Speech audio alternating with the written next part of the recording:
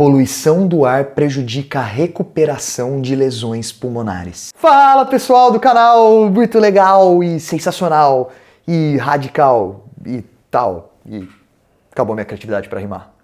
De volta aqui hoje com mais um vídeo daquele quadro que nós comentamos artigos maravilhosos. Lembrando que esses últimos vídeos aí do canal são sobre artigos que foram feitos em casa no nosso Brasilzão, pra gente ter muito orgulho dos nossos cientistas brasileiros. Então, bora logo pro vídeo. Se você mora em uma cidade grande, ou já passou por uma cidade grande, tipo a nossa querida e maravilhosa São Paulo, principalmente num horário de pico ali, por volta das 6 horas da tarde, você deve ter percebido que o ar, todo o céu, está constantemente preenchido por muita fumaça. É poluição vinda de fábrica, é poluição vinda dos milhares de carros espalhados por toda a cidade, enfim, é poluição que não acaba mais. E muito provavelmente você já deve ter pensado em algum momento: mano, se eu ficar respirando isso daí, não vai fazer muito bem pro meu pulmão, não.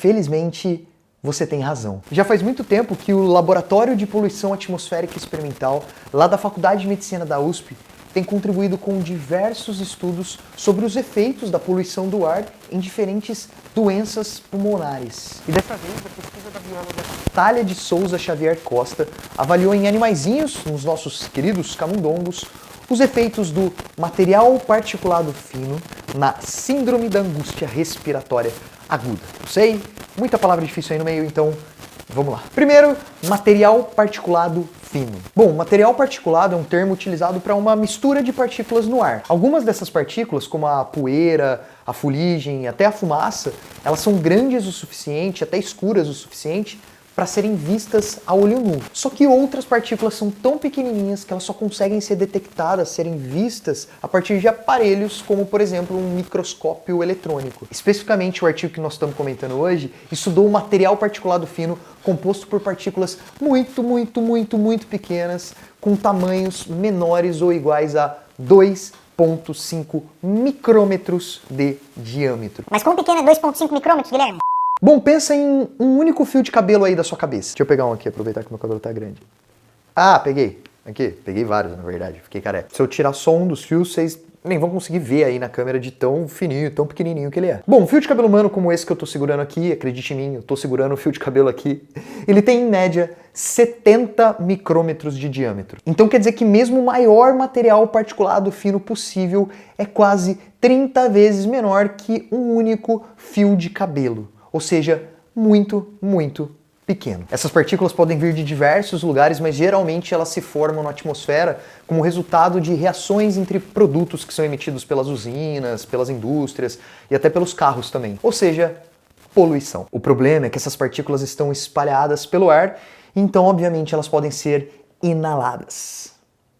Principalmente se você tiver um nariz generoso como este que eu tenho aqui, ó, no meu rosto.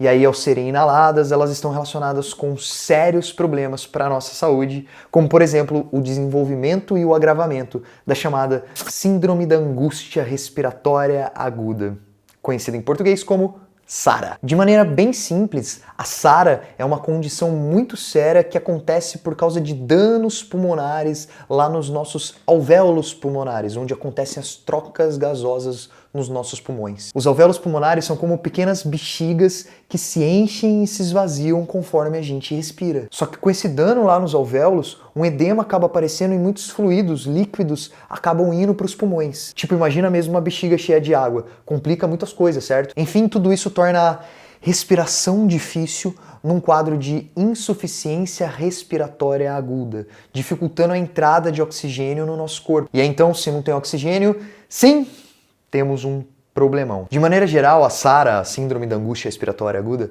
pode ser causada por diversos fatores, como, por exemplo, a pneumonia, aspiração de conteúdo gástrico lá do nosso estômago, pancreatite e até infecções bacterianas virais, como a Covid-19. Tanto que a maioria das pessoas que desenvolve a SARA já está no hospital devido a um trauma ou uma doença anterior. E não são poucos os casos de SARA, não. Bem antes da pandemia, um estudo de 2016, ao analisar 50 países, mostrou que os casos de SARA representavam cerca de 10% das admissões das entradas em UTI. Bom, mas e aí, Guilherme? O que um material particulado fino tem a ver com a SARA nesse estudo?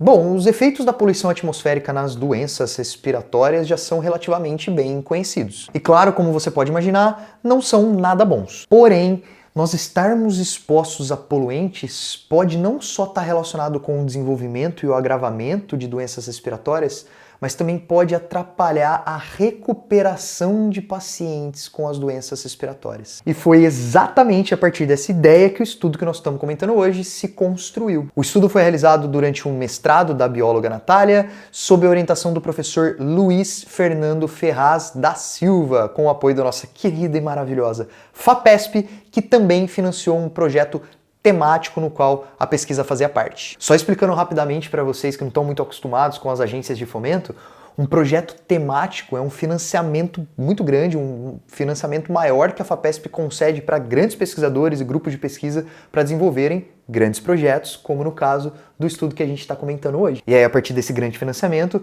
bolsas de estudo, no caso, o emprego dos pesquisadores, reagentes, aparelhos, tudo que precisa ali para pesquisa, ou grande parte do que é necessário, pode ser comprado para a pesquisa ser realizada da melhor maneira possível. Bom, o trabalho também foi selecionado para uma chamada universal do CNPq, que é outro financiamento super importante do nosso país, e como resultado, o artigo científico intitulado "A poluição do ar prejudica a recuperação e o remodelamento do tecido em um modelo murino de lesão pulmonar aguda" foi publicado em setembro agora de 2020 na revista Scientific Reports do grupo Nature. Eu sei que você está querendo saber logo sobre os resultados do estudo, muito mais do que sobre essas agências de fomento, mas eu faço questão de falar sobre elas, porque se não fossem elas, se elas não existissem, nós praticamente não faríamos pesquisa científica no Brasil. Já é difícil com elas, imagina sem elas. Então, obrigado FAPESP, obrigado CNPq e todas as outras agências por todo o apoio. Bom, vamos para o estudo. O que essa galera cientista fez? Durante 5 semanas, um pouco mais de um mês, os pesquisadores e as pesquisadoras colocaram um grupo de 16 camundongos em exposição ao material particulado fino, que é conhecido como PM2.5, porque lembra, ele tem lá 2.5 micrômetros de diâmetro, usando um aparelho super chique lá da Faculdade de Medicina da USP, que é conhecido como concentrador de partículas ambientais. Ou seja, eles conseguiram simular um ambiente com partículas de poluição, tipo simular a marginal Tietê no horário de pico. Bom, esse grupo de camundongos e outros 16 animais, 24 horas antes da exposição ao material particulado fino, foram induzidos a uma lesão pulmonar por meio da chamada nebulização de lipopolissacarídeos, conhecidos como LPS. Basicamente, a ideia de induzir uma lesão pelo LPS foi simular um quadro de SARA nesses animais, com uma resposta imune à infecção bacteriana. E aí o estudo também avaliou outros 2 grupos, o de animais saudáveis, chamado de grupo controle, e os expostos apenas ao material particulado lá da poluição, sem a lesão pulmonar. Então, 4 grupos de animais. Então, primeiro o controle, os camundongos ali expostos a uma solução salina, ao ar filtrado, sem poluição e sem lesão no pulmão. Segundo grupo, o grupo chamado PM, exposto ao material particulado, mas sem lesão no pulmão. Terceiro grupo, o grupo LPS, que teve lá a lesão no pulmão, mas não foi exposto ao material particulado. Então, só tinha lesão sem poluição. E por fim, o quarto grupo, o grupo LPS mais PM, ou seja, o grupo com a lesão pulmonar e exposto ao material particulado fino. Vocês percebem como para cada grupo de animais os cientistas foram lá adicionando alguma coisa, uma variável diferente? Tudo isso para testar certinho o efeito de cada uma dessas situações. Então testar lá só o efeito da poluição, só o efeito da lesão pulmonar, o efeito da poluição com a lesão pulmonar, enfim, tudo que é importante para a gente poder entender melhor essa história. Bom, aí então depois de 5 semanas em cada uma dessas condições,